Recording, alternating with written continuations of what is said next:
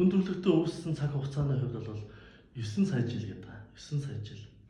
За энэ хугацаанд хүн ямар нэгэн байдлаар өвдсөн, гэмтсэн, одоо ямар нэгэн халдвар төвчнөр өвчлсөн ч гэдэг юм уу ингээд маш олон тохиолдол ингээд мэдээж байж таараа.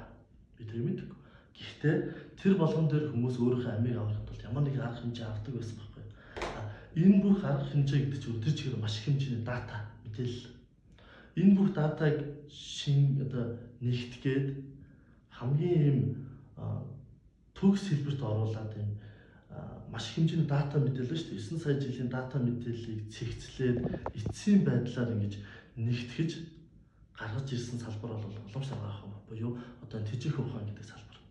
За тэгэхээр энэ дотор одоо энэ зөвхөн одоо өвчний шинж тэмдэг дарах биш. Өвчний үүсгэж байгаа шалтгаан, тухайн өвчин ямар нөхцөл төр одоо шинж тэмдэг өгөөд байгаа юм тий. Тэгээд шинж тэмдгийг нэгж арилгах. Ийм тактик болж зохицоод үздэг. Шалтгааныг яагаад чухал гэж байгаа юм бэ? Тухайн өвчин дахилт өгөхгүй гэдгийг, дахилт өгүүлэхгүй.